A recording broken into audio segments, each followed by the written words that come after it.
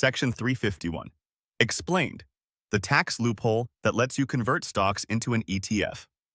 Without capital gains. What if you could swap a concentrated stock portfolio for a diversified ETF and pay zero capital gains taxes the day you do it? Welcome back to the ETF Investor. Today, we are breaking down Section 351 of the U.S. Tax Code, the rule Wall Street is quietly using to launch billion-dollar ETFs and let investors diversify their portfolios tax-free. Section 351 says you can transfer property to a corporation in exchange for stock in that corporation, and the IRS will not treat it as a taxable sale, as long as you meet a few rules. ETF sponsors figured out that an ETF is a corporation. So if you contribute your stocks to a brand new ETF in exchange for ETF shares, you defer the capital gains taxes you would have owed on a regular sale. Here is how it works. A new ETF is launched. Multiple investors each contribute their appreciated stocks. In return, every investor gets shares of the new ETF, valued at the same dollar amount they contributed. No sale. No capital gains.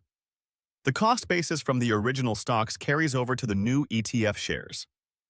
You only pay tax when you eventually sell the ETF. This is not a free lunch.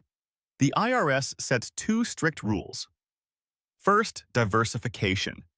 No single stock can be more than 25% of what you contribute, and the top 5 holdings combined cannot exceed 50%. Second, control. The contributors have to collectively own at least 80% of the new ETF at launch. That is why Section 351 is only used for brand new ETFs, not existing ones. Wall Street has been busy.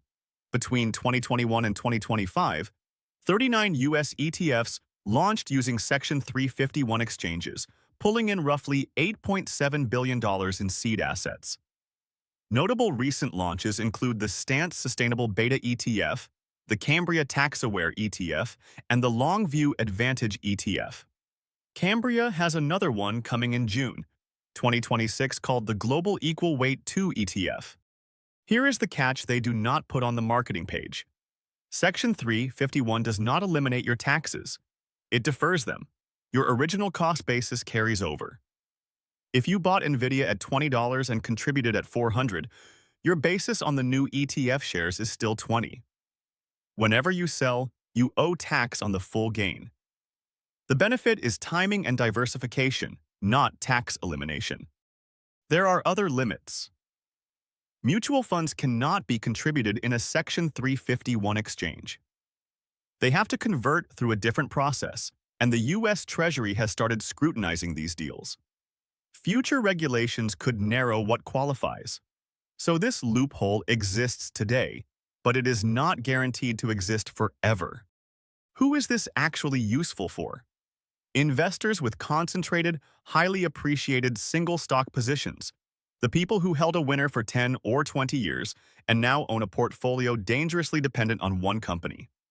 It is also for high-net-worth investors who want to rebalance without triggering a huge tax bill. For everyday investors with a normal index portfolio, Section 351 is rarely the right tool. If you have a concentrated position you have been holding for years because you cannot stomach the tax bill of selling, this is the rule you should know about. Talk to a tax advisor. The minimum to participate is usually high, often $100,000 or more, and the timing windows are tight.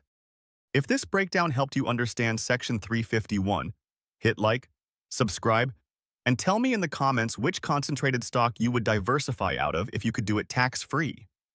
I read every comment. See you in the next video.